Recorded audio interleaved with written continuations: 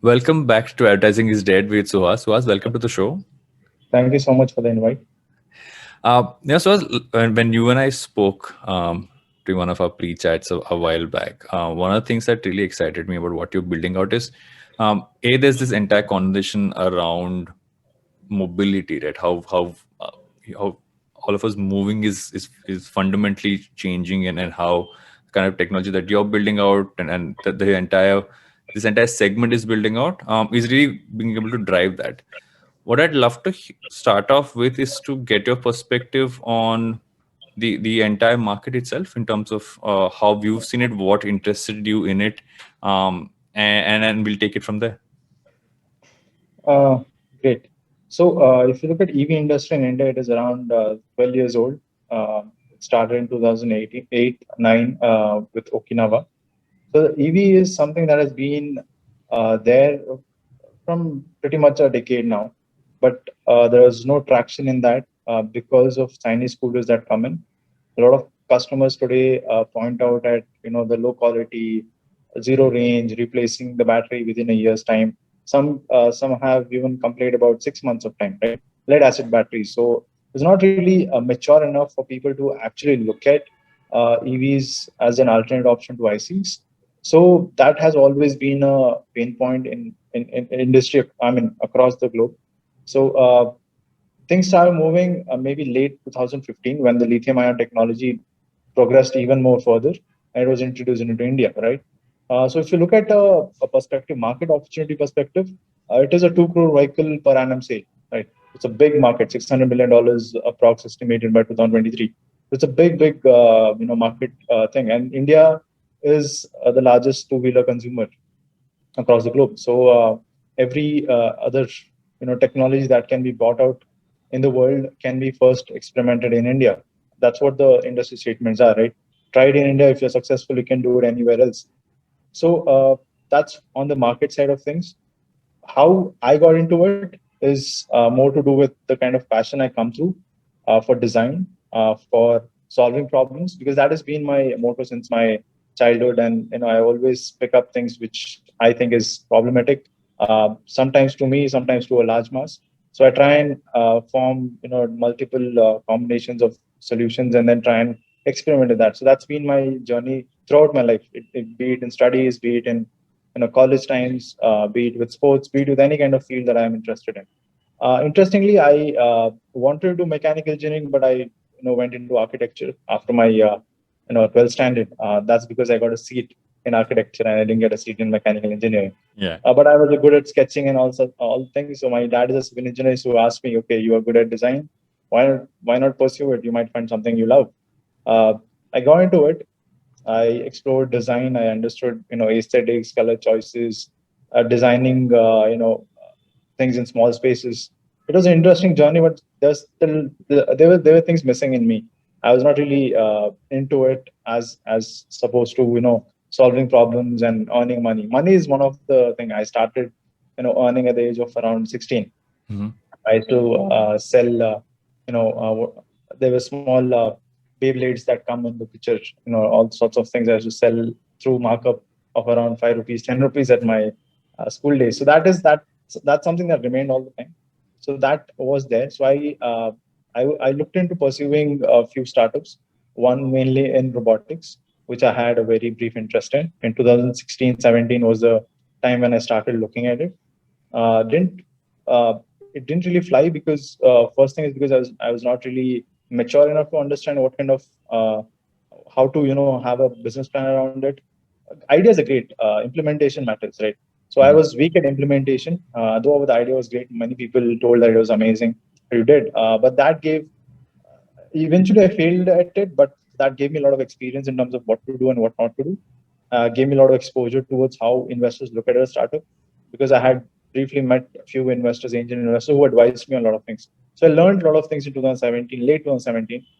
Then got my hands on with lithium ion technology, electronics, and other sorts of things, which was actually something that was setting me up for simple energy. I really didn't know whether I would come into EVs or all sorts of things. That was way early that time. But yeah, eventually that was setting up. When you look back, you understand, okay, why you failed at that, because you had destined to succeed in something else. So fast forward in 2018, I sat down, and also I forgot to mention that I am a very big fan of F1 racing. I Uh-huh. have exotic. I like collecting exotic bikes. That taste for design is always there. I'm a Mm, very clean aesthetic guy. I love everything pitch perfect. So mm, that thing comes from architecture, right? mm, So everything combined. In 2018, I sat upon googling few things on EVs. Not exactly on EVs, but I was just searching for new technology across. I didn't really find anything. Got on YouTube. There was a recommendation. Tesla news was out. I mean, there's Tesla's boom going on in USA. yeah. 2018, yeah, that's when everything started kicking up from them. So I saw the video. I was very fascinated. Okay, there's a guy called Elon Musk who's doing amazing jobs. He was building rockets also. I was surprised. Okay, great. He's doing something amazing. Then I turned around to look at Indian market. What is happening in India? Is there any Elon Musk in India who's trying to do something similar? Who's trying to change things? Who's trying to work for the planet Earth for future generation? Surprisingly, I never found any proper solution for that. But it remained, that video remained in my head. I was thinking about it, not really sure whether I have to venture into it or not. Then my dad one day got up and told that he needs to buy a scooter because he was traveling. Mm-hmm. So car was not feasible enough, so he wanted to buy a scooter, which is better. He could reach to from point A to point B much more early. So I told him, why not buy an EV? I was influenced by Tesla that time, so I told him, why not buy an EV? Start with you. So you're like, okay, we can look at options. We went out, we searched. Disappointed, we never found a kind of scooter that is required, which is, the value for money was not there. The scooter was there, but the value for money was not there. It was overpriced. Um, if the scooters were raised around 40,000, 50,000, it was utterly, what do you say, a low build quality, not really, tempting you to buy it. Rather go for an IC engine. My dad was sure on that. He was like, okay, I'm going to buy an IC engine, and he went ahead and bought an IC engine. Mm, So that evening, I sat with myself, thinking, okay, this is a middle class problem. I think a lot of people think the same way because India is a value for money, what do you say, a country. market, yeah. So yeah, so they always look at value for money. Then I started talking to my friends, close circle. What do you really think of EV? Hardly half of them was like, what is the need of an EV? Half of Mm-hmm. them are like, there is no such product which can tempt us to buy that. So the large problem is range anxiety, right? A lot of people look at range anxiety as the biggest issue Yeah. because a lot of people are comfortable with IC engines and don't want to go out of the comfortable zone and then go buy EV. Right? You need Yeah. to replace the IC engine, not give an option. If you Yeah. start giving an option, then give an option which is comparatively better than IC engine, right? So if you fill a Activa on a full tank, it goes up to 200 kilometers. That solves the problem. The same thing doesn't happen in EV. You charge once, you can hardly travel 60 kilometers a day, Mm, which is not very comfortable for people, and they don't want to jump out of comfort zones. A lot of people have a lot of things to do. Already they are loaded with work, other tensions and other things. They don't want one more liability in their list. So they don't really look at EV as an option. They look at more of a nature guy's enthusiasm, and he buys things. So that Actually, I all want to this pause problem. you there because I have a question on that because there are a bunch of points that you made, and I'd want to kind of bounce onto a few of them because what I really like about what you just said is there are a few points I want to pick up, and I want to take out each of them individually and go a little deeper into each of them. Uh, because on the EV market and the couple of the points that you made are interesting. Because the questions would generally be like you mentioned, right? Okay, are there enough spots for us to charge? Is it going to go? How far is it going to go in terms of range? Um, but I feel the most important one which you made was that just the design of it. Right? How is it? How is are you getting a suboptimal experience just because you're going for something that is electronic? Has in a sense always been there. Right? I go back to an example of I remember the first time I saw I actually drove the Reva back in the day when I remember it first came out, which is the first electronic car if I remember in India. It didn't feel like an optimal experience. So when you approach this from a design lens, and I want to get into design first, and then we'll get into just all the other factors in it. Um, how does looking at it from a design lens make it a more optimal product then how a lot of people start off, right? Okay, how can I give more value for money? How can I give more? People get into the features of it and the Yeah, functionality of it versus the design. Um, what's the thought process when you approach it from a design lens, and how does that really make a difference? design has to be functional. Otherwise, there is no use of it, right? It cannot be a visual treat. It has to be a functional treat also. So that is how we approach any problem, be it with the component level or be it with plastic design. So mainly it is about aesthetics, right? We have to find a balance between the future and the present. When we look at developing a product, it has to appeal to the market for the next 5 years also. That has to be the pitch perfect things. And when you look at the kind of designs that Indian scooters have or Indian automobiles have, not no one really stands out. No one really has Mm, made a mark. mm, So my approach to it was, to a global scale. When we design a scooter, it has to be to a global scale. A European guy has to come down and give me an award. That was my thing. And I wanted it to look sleek. I wanted it to look futuristic. At the same time, be more functional. For example, giving the largest boot space is what we are promising, and that's what we are doing. We've already achieved it. We already filed a few design patents on that. It is going to look clean, first of all, because a lot of people appeal to products which are clean looking, which are attention to detail matters. That is a kind of perspective we have, and that's how we go. We don't want it to be cluttered or we don't want it to be fancy unnecessarily. mm, So we look at design in a form of nature. We derive inspiration from the nature. So we have got a bird for our design inspiration, which is Indian, which mm, looks amazing, which is also fastest in India, right? mm, So we wanted to give that essence to it, combined with the machine that we are developing. So this is how we approach. We don't pick up from what is already existing. We wanted to do everything from scratch, and that's how we have gone on the designing part of things, keeping a minimal aesthetics, minimal branding on it, more functionality, and something which will replace your super bikes.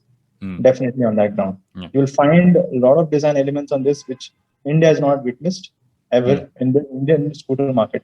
Even mm, though there are a few competitors out there which is out there on a premium segment, it will be better than that. mm, So a lot of people will get to see that before launch, because there are a lot of secret elements that we've added which is not there on our proto vehicle also. So production vehicle is going to be very very you know it will set a benchmark in terms of design, of mm, course, and anyone who buys it will show off the scooter more than the bike that he buys. That mm, is a promise that I can do. That's how we approach design. So functional combined with simple, clean, premium looking scooters which appeal to the masses, not just millennials. mm, That is, and also a fresh approach towards automobile design in India, because there are a lot of talented automobile designers in India which don't get an opportunity because they're just told that there's no point designing things because people don't buy. They want to go for cheap quality. Because if you are building a premium scooter, you'll have to spend a bit extra on mm. building that. Designs are expensive, right?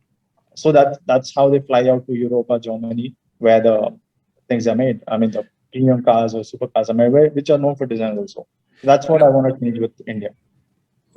just building on what you just said, right? And that's an interesting point because most times we believe that, especially the bike segment in India, I've always found to be very different from how bikes are perceived anywhere else in the world. Right here, Yeah, it's almost that stepping stone for people to buy a car is what it has always been in that yeah, sense. Whereas internationally, it's something you actually get if you want to buy a really expensive bike, etc. And that culture has changed in recent times. But when you look at it from that perspective, and you are putting across a premium product, have there been like conversations about, one second, are we alienating a part of the consumer set, right? People who might want to buy it for the efficiency, or buy it for how long you can ride it for, etc. So how do you balance that out? How do you balance it out, saying, okay, I'm going to give something which is premium, but the offering across the board is strong enough that I don't alienate one segment, or was the thought process slightly different from that?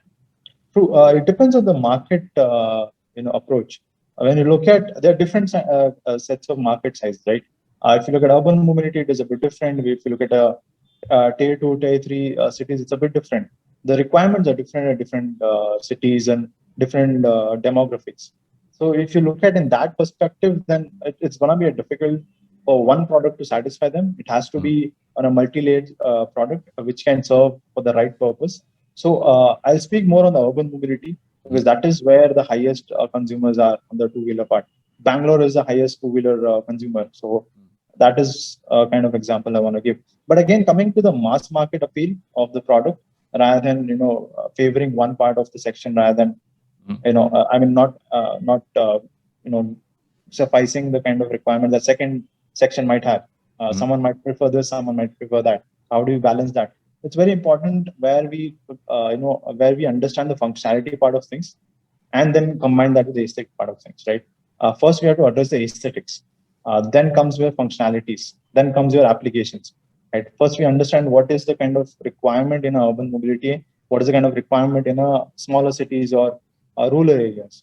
We differentiate on that factor. Then comes on the functional part of things. How do we define this aesthetics in a functional way so that it adds value, right? Then comes the component level, the features, the kind of things that come into picture. So this is how we differentiate, and then start looking at a price bracket. So if we start marketing ourselves as more cheaper product, which can be bought at 80,000, 70,000, I think that loses value. It loses a lot of value on that perspective, because you're giving something uh, which deserves a kind of price tag. Which because when you take an experience, even if you're paying an extra buck, you're still satisfied because you had that experience, right?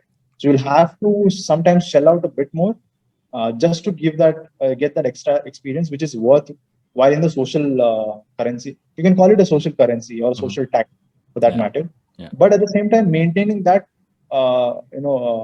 bridge where a lot of people feel that it is approachable.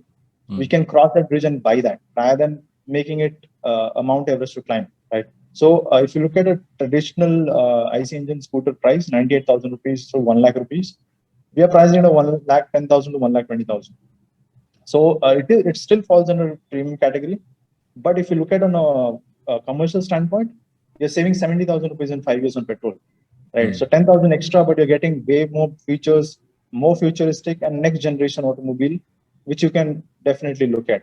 And that price will give you that premiumness. And today, a lot of people look at premium products. If you look at OnePlus, if you look at the new brands that are coming in, OnePlus for a definite OnePlus and the Kia, which came in. They came at a bit higher price, but people are okay to pay that extra because they think that there's value for money. So that's how we are, balancing it out and making sure that we don't go overboard. Talking about rural part of things, we'll have to compromise on things, because Of course. we cannot give you something that is costing us more than what is sold at. So yeah, that's how we Um, approach. Another aspect of the entire EV market is the fact that most people always look at everyone's always looked at automobiles as being about what the vehicle's about. But I feel that which is why I like the fact that your company is actually called Simple Energy, right? Like you're actually the battery part of it actually becomes such a core part about how long. And I know that's one of the strong pieces you're putting across, and how far you can actually go on a single charge.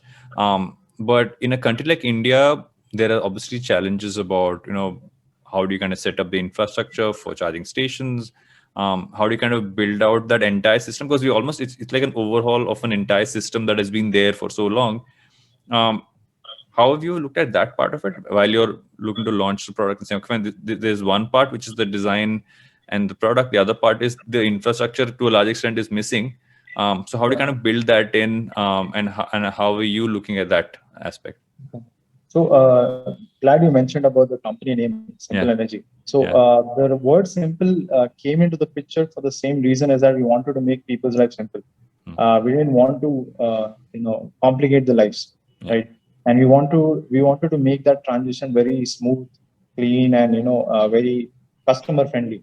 That's where Simple Energy comes in. And also, electricity is a very pure form of energy. I mean, nature is a very pure form of providing you the energy. So Simple Energy kind of relates there, but it relates more to being more customer friendly and oriented towards customers transitions from IC engines. Yeah. That's how we have approached the charging station problems too. So 230 kilometers of range, I would say 200 plus kilometers of range on any scooter would do good, because average human travels around 40 kilometers a day in the city. So that lasts you around 6 days on an average. You go 6 days of work. But again, that depends on how you want to do it. If you're not charging every day, so it lasts you around 7 days, 6 to 7 days. Come home, you can charge it over on the Saturday night. You can charge it overnight. That is on the slower charger or the normal charger that we provide.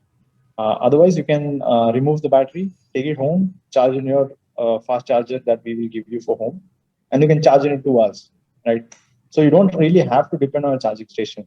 If you look at the whole layout on this, it's not only the range part; it is more to do with how we are offering the comfort part of things. Mm. 240 kilometers will last you 7 days, even if you're traveling 40 kilometers a day, which is hardly a case. 100 people, only 5 people might travel 100 kilometers a day. Rest 95 will not even use it for 20 kilometers a day, Yeah. right? So it is not about how much range that scooter is providing. It's about what is the convenience that scooter is providing. You don't have to think about charging stations at all. First of all, that is the psychological effect that a human would, bring in when he looks at the range part of things and Mm. he calculates his maths right. Right? Then coming back to the charging station, first, before that, how you can charge a scooter? Obviously, you will be given a portable charger and you'll given a home charger, so you can charge. You can remove the battery. The first thing is you can remove the battery and charge it Mm. at home itself. Mm. You have two options. One is normal charging. One is fast charging. It can charge your whole battery in 1.5 hours, right? 1.5 hour, max 2 hours, depending on how your which charger you choose. So there are multiple options that part also. Then coming to the charging station. Now that you solved all these problems, uh, not many people will really care about charging stations when you have such a range on a two-wheeler. Mm. But again, to compete, to not leave any stone unturned, we have gone ahead. We have started working on a plan to implement our super fast chargers, which is open to public, which Mm. any scooter, any car can come and charge, Mm. and we'll start deploying it in May across Bangalore. So Mm. we'll start with 15 charges now, uh, located at strategic points. We'll have to draw the more common routes so that people really are comfortable and they know even if they're passing by, it's something that is convenient to them. So we are looking at that point of view. But on a large scale, yes, there is scarcity of infrastructure and there are problems on that. We are trying to solve it on our personal levels, on our company level, but at the same time, it has to come from the government side. Yeah. So instead of going that route, we went, with increasing the range itself, which is more appealing, which is more comfortable. Which actually makes sense, right? Because when I look at, if I go back to the entire EV conversation and way it's always been this point of saying we have to move here. It was never a if, it was always when will we fully move towards a system where we are far more electric than we are fuel based, right? And this has been a conversation going on for so long, and the general hurdles, and that's why I asked you the bunch of stuff that I did, because I looked at the hurdles. And the hurdles, oh, will I get a suboptimal experience, or will is there enough infrastructure for me to charge, or even like things like, oh, will it even be able to go fast, right?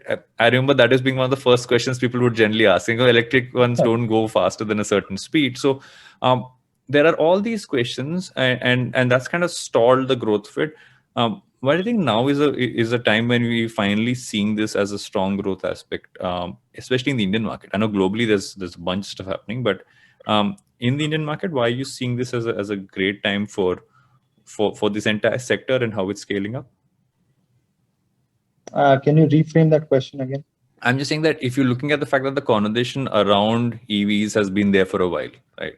But now is I've the amount of momentum in the space about people talking about something as this as something that we need right now is far higher now than it was even like a couple of years ago. Yeah. So why do you think now is a great time for it, and how do you see it scaling up in, let's say, a couple of years to come?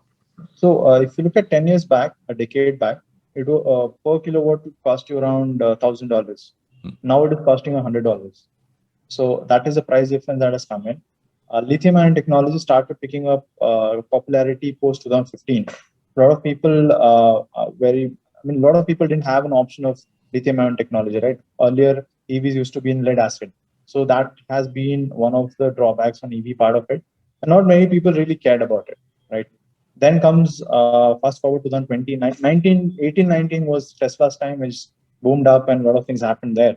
But in India, things start picking up because of the FAME 1, FAME 2 subsidies, the kind of commitment the current government gave in for the EV revolution or pushing towards alternate options of automobile rather than depending on IC engines.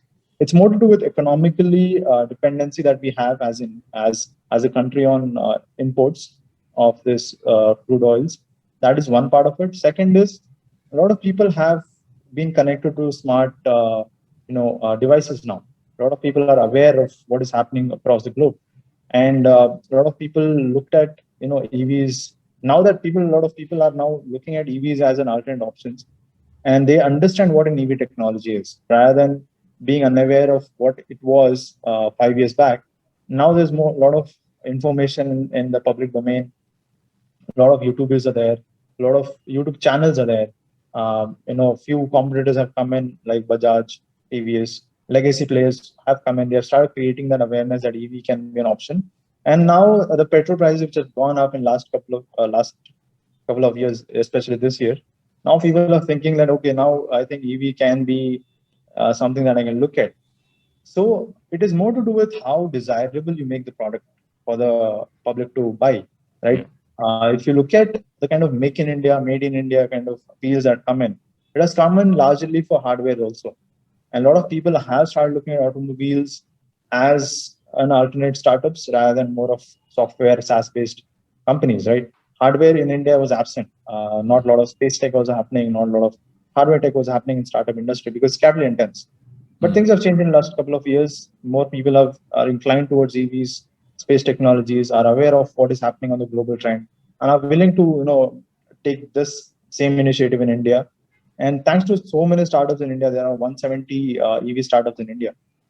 Luckily, we fall on the first three. That's something that I am thankful for. But yeah, there are 170 startups in India. A lot of people are pushing towards EV, and a lot of awareness on the what is a global standpoint. And that has been one of the reasons. Secondly, the main reason I would say is the drop of battery prices, Mm. which has given automakers to build an EV which is under 50,000 or 40,000 or 50, no, irrespective of the quality, right? Earlier, it used to cost you around 1 lakh 50,000 to 2 lakh rupees just to build one. Mm. So it was not a viable option. Not really, automakers were not really looking at it. Now they start looking at it because the price has dropped. You can make it viable, and they have started marketing it extensively because it is viable. And that's the reason people are more aware. And global trends have added the what do you say, the fuel in the fire. Uh, I want to take a step back to going back to your early entrepreneur journey, right? And I remember that you telling me that your and you mentioned it earlier as well, is that your first set of startups almost built you up Yeah. to where you are now. If you had to kind of run through not just what you did in your earlier stints as an entrepreneur, but also like what your learnings were at each phase of that. I'd love to hear that part of it. Sure. First thing is branding part of things, right? So my first startup was into branding, digital marketing, and all sorts of things because aesthetics. As I told you, I love designs, and graphic design also was something that was amazing in the late 2016, 15, 16. That is the time when I started that branding part of things, right? I understood how much a typography matters, color choices matter for a brand. What is the kind of definition that you can give through a digital marketing campaign? What is the kind of messaging that you can do through a simple logo? Maybe how you put it out, the way you put it out. It's not about how you say it; it's about what you say it. One of my close friends had told that yesterday to me. Just mentioning it here. So that also was a point of view where I understood what aesthetics mean, what exactly marketing means, what exactly branding means. That is one lesson that I learned. Second thing is the kind of team building that you need. You cannot have your friends around. Mm. Sorry to say if anyone gets offended on that part, but you cannot really have your friends around. You cannot have your family involved in a business. The reason being is there are decisions that you need to take, and they are very harsh. So you cannot spoil your personal relationship for your professional, right? So I had made mistakes of hiring my close friends, uh, promising them something, leading out to a fallout where they're not experts at doing that. You cannot Mm. really have people just because you like them to work Mm. in a startup. You will have to find people who have the skill set to complete the task even because they build the organization. Your Mm. friends don't build it, or your connections don't build it. It's the people who have the right set of talent, right set of skill set, and the motivation towards building the product are the people who can do it. That is the second lesson that I learned. Team building is very important.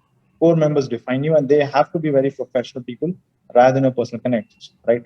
And third thing is, how can you manage the timelines? How can get things together by showing a larger picture rather than over promising, Mm. right? So what happens that a lot of people in their young age tend to overpromise a lot of things to their employees, to themselves also, right? Without having the adequate funds.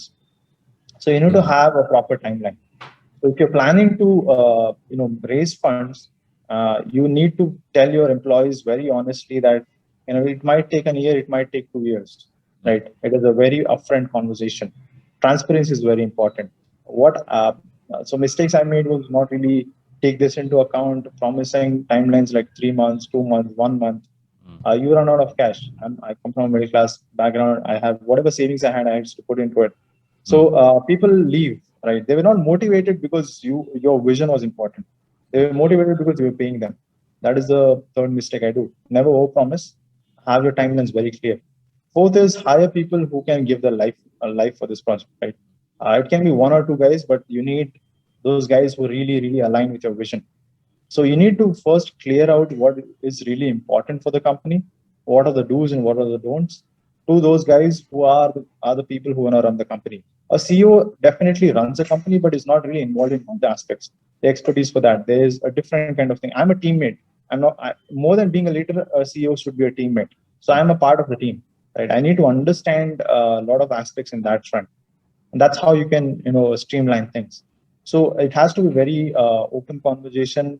I need to get all the people in alignment of your vision and mission, and they can understand what you're trying to tell. You will have to sell them first before selling anyone else, right? If they don't buy your idea, no one else will. That is the fourth thing I learned, that it is very important for people to be in a straight line, understand what is required and what is not. Lastly, it is about fundraising. Always plan out a startup with your savings. It might be 3 months, it might be 4 months, it might be 5 months, it might be 1 year also. Mm. Always bootstrap and never go to an investor, with a paper idea on a paper. I made a Mm. lot of mistakes. I went to around 80 to 100 VCs in 2017, 18. Mm. 17, not 18. 2016, 17. Rejected by all. It was on paper. No traction, no customers, nothing. I thought, okay, I'll have a startup. I'll have two people coming in or three people coming in, a core team, then a bunch of employees, like 5, 10 employees, Mm. a small office, done. I'll go to a VC, he'll be impressed, will fund me. No, Mm. nothing works like that. You'll have to burn yourself, you have to burn your cash, you'll have to burn your own time, prove the concept, prove the traction, plan your times ahead, keep buffer periods, 2 years, 1 year, whatever that is, keep it, because a lot of people tend to get disappointed within a couple of months or maybe in a month also. Like, yeah, Mm. I'm not able to raise funds. A lot of people are rejecting my ideas. No, raising funds is patient. You need a lot of patience. You need at least one good year before you raise the first seed round. It took Mm. 1.5 years for us to raise our first seed round in Simple Energy itself, being in a hardware company, right? Mm. So all these things add up. This is what I learned from the startup that failed. And also the last uh, brick of it is market opportunities. Mm. Idea might be great, but you need to understand what market is. The problem for you might be a problem, but a lot of people might not look at it as a problem, right? Mm. A lot of people tend to say, okay, I am facing this problem. A lot of people might also face the same problem. That is an assumption. That is very wrong. You need to go out, research. You need to spend some time on the idea. You need to understand a lot of people's mindsets across ages. You have to go and talk. Go randomly talk to them. Understand what their problems are. Mm. If you really think this is a problem, then you can square up a plan. Otherwise, go on a internet, see what is the market opportunity, how big is the market, because Mm. that is very important. This is the last thing that I learned. Everything comprised to it, then brought me to Simple Energy, more mature, Mm. more honest, more Yeah. clear, upfront, and yeah, that's how things help.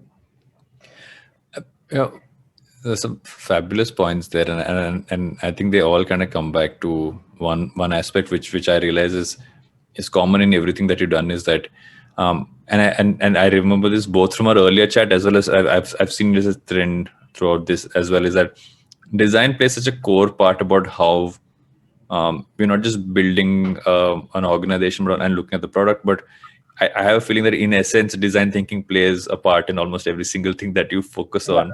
Um, why do you think people don't look at design thinking? Because people perceive design as something, but they never look at it as design thinking, which is far more important in so many ways. Um, I'd love to get your perspective on the fact that if you are building a startup today, for you to have an understanding of design thinking, for you to have a perspective on or an understanding of how that can really help you, I'd love to get your point of view on why that's important. So design thinking. So I had a 15 days thought process on design thinking Mm, in 2017. There's a company also in WeWork. So I thought I'll do this because I was good at that that time. So coming back to the point, design thinking is very important. If so, basic is wireframe, right? When you start designing, you prepare a wireframe. So when you approach a particular solution, it has to go through a wireframe. Designs basics are in wireframe. The space, the mm, kind of space that you have, how you place your elements, right? It can be the problem, it can be the solution. You need to place your problems right. You need to place your solutions right. So according to your design thinking, it is about structuring the whole ecosystem of your design thinking or your thinking for that matter. You need mm, to structure that in a very efficient way so that you have solutions quickly coming into your picture rather than you looking at it in a generic way. A lot mm, of people approach problems in a very generic way. That doesn't work because that everyone does. If you look at breaking down things and analyzing them in a different form factor, that is how you'll understand what really is important and what really is not. That's how you can improve your business. That's how you can improve your lifestyle. That's how you can improve your whatever you're doing. It can be sports, whatever that is. So design thing is very important because that gives you aesthetic value. It gives you pitch perfect clarity mm, because clarity is power. It gives you a time to reflect on a lot of things and then go back and redesign things, right, mm, according to your convenience. So it is something that needs to be approached in a structured way. That's how designers work. You first start with brainstorming, then you go with sketching, then you go with wireframe, then you go with 3D models, then again you go back to sketching. That's how you do. There's a to and fro process. You understand the small issues through the process. You cannot understand the whole problem statement at one go. mm. At the same time, you cannot have a solution at one go. You'll have to break down your problems and what do you say, solutions in multiple form factors, then approach it to combine together to form a beautiful art. Yeah. Uh, as we come towards the later part of every episode, I do a segment where I really try to get a different side of my guests, because I think a large part of the conversation ends up being about work and about how companies are built and how businesses are functioning. This is primarily focused on you, in the sense that for people who would know you, what do you spend a lot of time doing beyond what you do, yeah, at your startup, right? Is there something that you spend a lot of time consuming or doing, which people will be surprised to know that once again, so as you're into this as well, you actually have time to spend focusing on this? What would that thing be? So apart from my startup, I majorly spend time on art. So art and cricket. There are two things that I spend a lot of time. Art combines music and sketching. Mm, So I spend a lot of time on that part. At the late night, I around 10:30 to 12:30, I listen to a lot of good music. mm, I try to play guitar myself, mm, and then I do a lot of sketching. mm, Because I plan to do sketching on that because I feel that is something that gives me a creative space for myself, and I can explore my own self on that part because I love sketching. I am a designer at heart. I love doing all that part. Maybe it is not relevant to Simple as you, but I like doing that. And cricket is my first love. I discontinued cricket at the age of 14 because of my injuries. mm, My brother is a cricketer. He's a state player. mm, I was a cricketer in my school days, but that's a first love. So I play computer cricket sometimes. Sometimes on the week off, I try and go play cricket from 4 to 7 o'clock in the evening, mm, or maybe in the morning around 8 to 10 o'clock. So this mm, is the kind of side that I have. Not a lot of people know that I play cricket mm, because a lot of people don't really know me that close. Yeah, there are two favorite things that I do. Third thing is I write. Uh, Monthly, at least two pieces I write and mm. post it on my Instagram. It, Yeah. it is to more to do on the philosophical side because I read a lot of books also. Yeah. Whenever I find time, it's not that I have a hobby of books, Mm, but I don't believe books can also give you the complete idea. It has to be more practical ideas rather than that. So I read books to just to get a perspective on few people. I read specific books which can give me answers to certain problems or certain kind of what do you say viewpoint towards life. So that's what I do majorly. But art and cricket are two favorite activities, and I will do all the time. Every day, art is every day. Cricket is we create wiser threads. Is there something you read recently that you'd recommend people should read? Uh, I think I'm not really. It's more to do with investing part of things. Mm, So I'm reading a book called Investors. It's a not really famous book. mm, So it's a Warren Buffett suggestion okay. which comes in. Mm, So yeah, so it is something that I'm reading up, mm, but not something that uh, I would recommend as such because it is more to do with understanding stock market and investing mm, part of it. So not something on philosophical side of things. mm, Uh, Rich Dad Poor Dad. Yes, I finished it last week. mm, A very very amazing book to understand how to plan your life at early ages and yeah. understand what is the kind of requirement at the given point of life. It gives you very brief insights of how you can become financially strong in a lot of aspects and also on the other side of life. So it is, I think that is a better package to look at, Rich Dad and Poor Dad, and Yeah. that is a book I would definitely recommend anyone. Yeah. I would rather gift those to my friends who are not taking life seriously. So I would do that. So Rich Dad Poor Dad last week, recently. Now I'm reading on investment. Yeah. Uh, yeah, my general question to close things off in every episode, and I look at the topic of the episode and say, why will it not die? And in your case, I'm actually kind of conflicted to say, should I ask you why will EV technology not die, or should I ask you why design thinking will not die? And I feel that because of your love for design as much, I'll go for the second one, and ask you, why do you think design thinking will not die? See, the basic answer is everyone requires solution, right? So every now and then people come up with things. Uh, Design thinking will never die is because it gives you structured answers, Mhm. it gives you right answers, and it gives you a better form factors to any kind of structure that you want to build.